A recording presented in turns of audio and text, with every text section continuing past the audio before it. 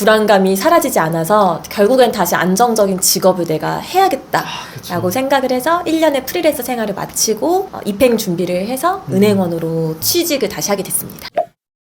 바로 5천 이상이었었는데 5,500 정도? 나이가 있는 상태에서 들어갔잖아요. 그러니까 막 20대 동기들은 틀려도 회복 탄력성이 좋은 거죠. 맞아요. 네. 죄송합니다 이러면서 막 하는데 저는 그게 좀 네. 어렵고 이전에 제가 경력이 좀 있었다 보니까 이걸 제가 좀 못 넣는 거더라고요. 내가 사무장인데 맞아요. 난가라는 사무장이었는데 죄송합니다 막 이러면서 해야 네. 되니까 거기서 또 현타를 안 올 수가 없죠 사실. 네. 다른 곳에서 정말 인정받았는데 여기 와서는 정말 신입 초보로 시작을 한 거니까. 교육을 연수원에서 마치고 지점에 가서 가장 충격을 받았던 첫날에? 점이요. 일단 무조건 다 저를 은빈아, 야, 너 신빙. 신빙까지? 네. 처음 들어봤어요. 신빙까지 갔다고요? 저요? 이렇게 이제 제가 깜짝 놀라고 네. 그냥 다 어쨌든 저한테 반말을 하는 거예요. 따지고 보면은 나보다 어린 분들도 네, 계셨을 거예요. 그쵸? 그래서 제가 제일 나이가 많았거든요. 그래서 동기들한테 너네도 지점에서 너네한테 반말해? 이랬는데 언니 나도 다 반말하던데 왜? 이렇게 하는 거예요. 근데 네. 그 친구들은 뭐 20대 아, 중반 이러니까 아무렇지가 않구나. 근데 또 그러면 안 되는 거잖아요. 아무리 20대여도 그쵸. 반말을 하는 게 기본 세팅값은 아니라고 생각을 해요. 그 문화가 너무 싫었어요. 이래서 나이 많은 신입을 안 고객이 또 앞에 있는데도 저한테 너 이거 지금 10분이면 끝날 거를 몇 분을 하고 있는 거야? 이렇게 고객도 이제. 앞에 계시는데 네. 물론 근데 제가 인정해요. 제가 느린 거 인정하고 신입인데 제가 뭐 실수하는 것도 인정해요. 근데 이제 막 고객 앞에서 너무 그러면은 고객님들이 또 신뢰도도 앞에서 낮아질 거고 나도 더 작아져서 응대를 잘 못할 거고. 맞아요. 그래서 괜찮아요. 천천히 하세요. 뭐 또 신입 괜찮아요. 이렇게 해주시는 거예요. 네. 저는 조금 은행의 지점 문화가 음. 저랑은 안 맞았었어요. 은행을 다니는 동기들이 있는데 네. 돈과 관련된 업무들을 하다 보니까 군기가 엄청 심하다고. 근데 사실 승무원도 군기가 좀 세지 않나요? 군기 좀 잡으셔서. 아닙니다.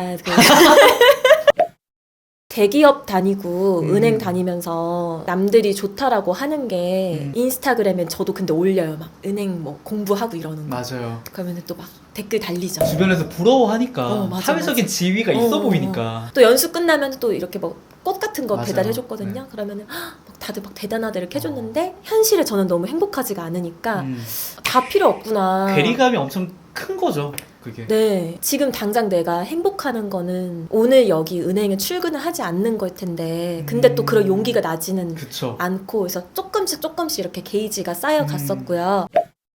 점심시간에 오죽하면은 탕비실이 있어요. 네. 지점에서 모여서 먹거든요. 근데 저는 같이 밥을 먹고 싶지가 않아서 빌라 같은데 이제 문 열려 있는 데 있거든요. 거기 이제 들어가서 그냥 앉아가지고 거기 앉아서 막 빵 떼어 먹고 근데 그것도 다 안 넘어가고 쌓이면서 언제까지 이렇게 이제 다녀야 되나. 그쵸. 왜냐면은 나는 스튜어디스 할 때는 정말 인정받고 주변 동료들이랑 잘 지내고 같이 엄청 즐기면서 했는데 1년, 2년 사이에 네. 어마어마하게 180도가 바뀐 거잖아요. 네네. 여기서 오는 자괴감이나 자존감 하락도 엄청 크셨을 것 같아요. 안 맞는 뭐 동료도 당연히 있었고 저의 적성과도 맞지가 않았고요. 그래서 승무원일 때는 되게 욕심도 있고 보람을 더 느끼고 싶어서 제가 자발적으로 막 걸어 다니고 공부하면서 더 좋은 서비스를 하려고 했는데 여기서는 제가 이전처럼 공부도 하고 싶지가 않은 거예요. 그냥 안 혼나고만 싶다. 맞아요. 근데 고객님들이 와서 이거 그래서 어떻게 되는 거야? 너 잘 모르겠는데 하면은 진짜 스트레스셨겠다. 근데 네. 저도 모르겠는데 그게 맞아요? 육성으로 그렇게 할 수는 없지만 저도 잠시만요 이러고 막 빨리 찾아서 보면서 얘기해주고 하다 보니까 당연히 전달력도 떨어질 거 아니에요. 그러면 옆에서 뭐 사수나 그런 분들이 계셨으면은 또 눈치 받고. 눈치 보고 공부해라 하는데 그 속도를 제가 이제 못 따라가고 적응도 못 하는데 뭘 하고 싶겠어요, 사실. 네. 케어해 주시는 분들은 없었어요? 6개월 여기까지. 6개월 때부터 그만둘 거면 차라리 빨리 그만두는 게 낫지 않을까 싶어서 친구들한테도 이런 얘기를 할 때 그래도 다 돌아오는 말이 1년은 해봐 2년은 해봐 이런 말이었고요. 그쵸. 그리고 저도 역시 내가 나중에 또 다른 회사를 들어갈 때 1년도 못 채운 경력을 가지고 쓸 수 있을까? 이런 생각도 어딜 가든 애매하다. 맞아요. 들었어요. 근데 출근을 하는 게 너무 괴로웠었고 또 가뜩이나 말랐는데 더 마르면서 거울 속에 제 모습이 보기가 싫어지는 싫었어요. 응, 그래서 그때는 정말 뭐 화장도 진짜 하나도 안 하고 손 씻을 때도 거울을 안 봤어. 그냥 멍 때리는 거죠, 그냥. 맞아. 원래는 손 씻어서 거울도 보고 하는데 그 얼굴을 너무 보기 싫은 거예요. 제가 항공사도 3번 합격한 경험이 있었고 은행 들어오기 전에 1년 동안 프리랜서 강사로 지내면서 제가 어떻게 하면 면접을 잘 보는지 강의를 했었거든요. 면접 컨설팅하는 강사님께서 내 클래스 한 번만 와서 일단 무료로 한번 해달라고 하셔서 눈빛을 초롱초롱하게 한 취준생들이 제가 이야기하면 막 다 받아줬고 막 질문 열심히 하고 저를 너무 멋있게 바라봐 주니까 한껏 낮아졌던 자존감이 완전 상승을 이제 꽃골이에요? 한 거죠. 네. 이런 거 좋아하는구나. 가르치고 소통하는 거 좋아하는구나. 근데 은행에서 맨날 핍박받고 구박받고 그래서 바로 그게 이제 극명하게 대비가 된 거예요. 그때 딱 깨달으셨을 것 같아요. 내가 진짜 원하는 거 이런 거였구나. 면접이 어렵고 말하는 게 힘든 친구들한테 알려주는 게 나랑 너무 잘 맞는구나. 그래서 1년을 안 채웠지만 바로 시간 낭비다. 네, 2개월 남긴 했어도 그 2개월이라는 시간도 기다리기가 싫어서 너무 그만뒀죠. 아깝고. 네. 승무원 준비생들을 만나서 면접 컨설팅 일하고 있고요. 웹툰도 그리고 제가 면접 동영상을 인스타그램 릴스 말씀하시는 거죠? 네네 맞아요. 근데 사실 그만두자마자 평균 한 4,500? 퇴사하신 지 얼마나 되셨죠? 5개월. 와, 5개월 만에 한 달에 4,500 정도를 벌고 계신 네. 거네요. 확실히 근데 이럴 수 있었던 거는 은비님의 기록이나 그런 것들을 컨텐츠로 남겼기 때문에 그걸 필요로 한 사람들이 모인 거잖아요.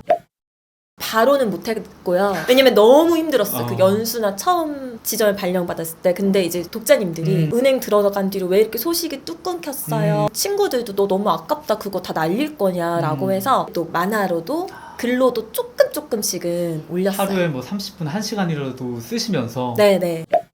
퇴사하기 더 전부터 몇 년 동안 SNS와 블로그, 브런치를 통해서 퍼스널 브랜딩을 잘 해뒀기 때문이라고 생각을 하는데요. 승무원 면접 컨설팅을 시작할 때 광고하고 홍보하면서 제 수업 들으러 오세요. 꼭 합격시켜 드릴게요. 이렇게 사정사정을 하지 않아도 이미 저의 컨텐츠를 몇 년, 몇 개월 동안 쭉 봐왔던 수강생들이 찾아오더라고요. 신뢰도가 생겼으니까 네. 그래서 저분은 진짜 나 도와줄 수 있을 것 같아 라는 게 관계가 형성이 된 거죠. 맞아요. 그래서 그만두고서 바로 저의 클래스를 열었을 때에도 바로 마감이 됐었어요. 제가 생각나는 책이 있는데 혁명의 팡파르라는 책에서는 이런 얘기가 나오더라고요. 지금 현대사회에서의 재화는, 그러니까 화폐는 신용을 수치화시킨 거다. 그거를 바로 하신 것 같아요. 왜냐하면 몇 년 동안 승무원과 관련된 스토리와 그리고 합격을 어떻게 했는지 면접 팁이나 이런 것들을 컨텐츠로 계속해서 내 이야기를 해왔다 보니까 그 기록들이 신용이 돼서 이제 수치화가 되신 거죠. 맞아요. 지금 너무 자극적인 카피나 그런 것들이 너무 많잖아요. 이 강의 들으면 무조건 원어민처럼 된다. 이 코칭 받으면은 합격한다. 그러다 보니까 오히려 그 부분에서 진정성이, 차별성이 있으셨던 것 같아요.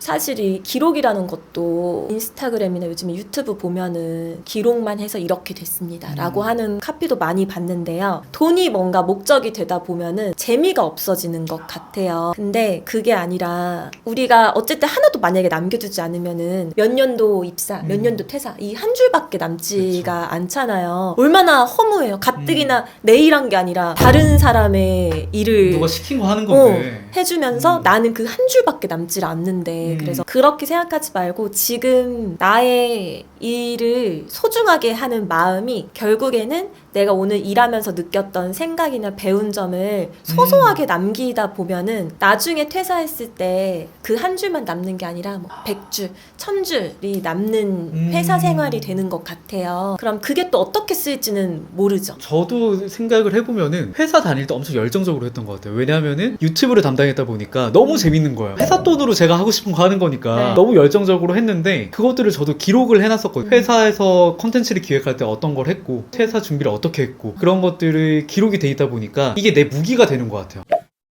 회사에서 내 일을 사랑할 만큼의 그런 열정적으로 하고 그 열정적으로 배운 거를 내가 기록을 해놓는다면 이건 나중에 내가 내 퍼스널 브랜딩을 하든 뭔가 어떻게 활용하든 간에 내 무기가 된다. 제가 하고 싶었던 거. 제가 지금 만나는 학생들이 혼자서 제가 다 하다 보니까 늘 더 많은 학생들을 만나지는 못해요. 파파가 안 되죠, 사실. 승무원이나 은행원을 준비할 때 맨날 혼자 있었어요. 과외나 어떤 학원을 다닐 만한 형편이 안 됐었거든요. 그래서 조금은 저를 만나지 못하는 친구들이 제 영상이나 글을 보고 도움을 받을 수 있게 유튜브를 제가 예전부터 한다고 쏘님한테 말씀드렸는데 안 하시더라고요. 정말로 유튜브를 시작을 해서 더 많은 지방에 있는 친구들에게도 도움을 줄 수 있는, 아니면 제 클래스를 듣지 못하는 친구들에게도 유용한 그런 방법들을 전하는 유튜브를 시작하고 싶어요.